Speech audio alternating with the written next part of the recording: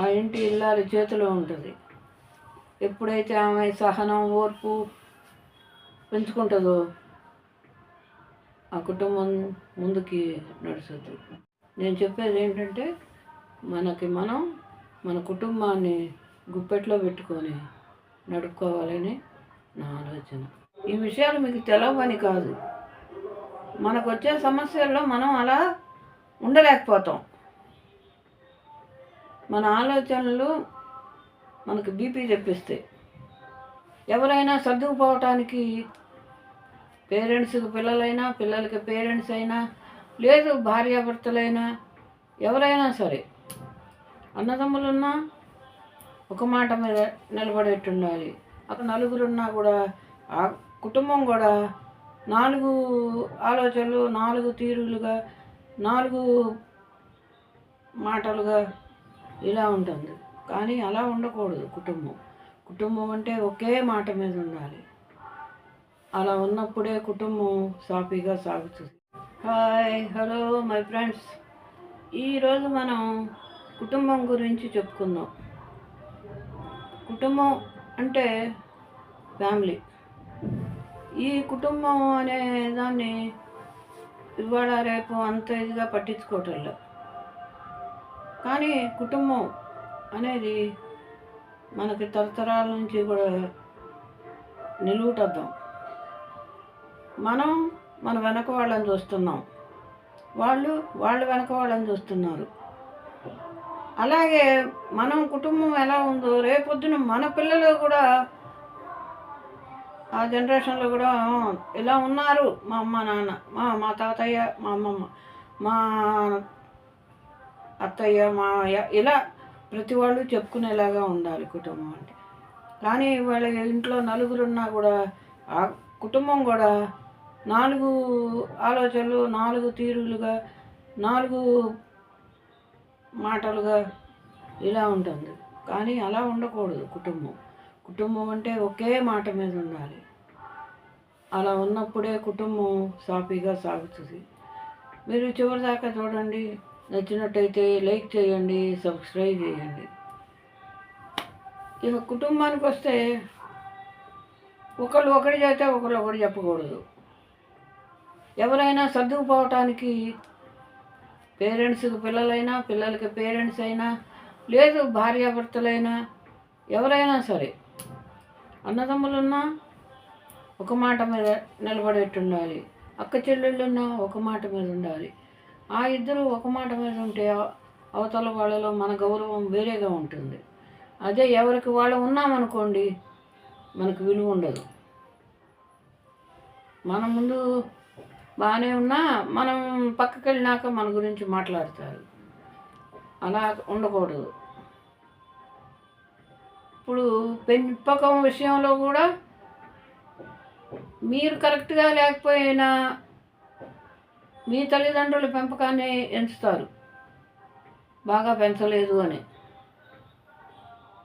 వాళ్ళు ఎలా పెంచినా పిల్లలు మన ఆలోచనల్ని మనము కరెక్ట్గా ఉంచుకొని అమ్మా నాన్నకి మంచి పేరు తేవాలి, మన కుటుంబం నలుగురిలో గొప్పగా ఉండాలి అనే ఆలోచనతో ఉండాలి. కుటుంబం ఒక గుప్పెడ లాంటిది.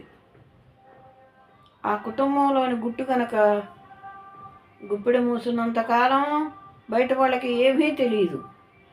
ఆ గుప్పెడ ఎప్పుడైతే తిప్పటం జరుగుద్దో మన కుటుంబం నలుగురిలో అందరి నోట్లోకి వెళుతుంది, అందరూ మాట్లాడతారు. అలా ఉండకూడదు. కుటుంబాన్ని గుప్పెడ మూసి ఎవరికి తెలవకుండా మన కుటుంబం ఎలా జరుగుతుంది అనేది కూడా రెండో వాళ్ళకి తెలవకుండా ఉన్నట్టయితే అప్పుడు ఆ కుటుంబం విలువలు చాలా చెప్పుకునే విధంగా ఉంటాయి. మీరు మేము అని కాదు, ఎవరైనా సరే కుటుంబం పెద్దదా చిన్నదా అని కాదు. చిన్న కుటుంబం అయినా ఇవాళ సమస్యలు వస్తున్నాయి, పెద్ద కుటుంబం అయినా సమస్యలు వస్తున్నాయి.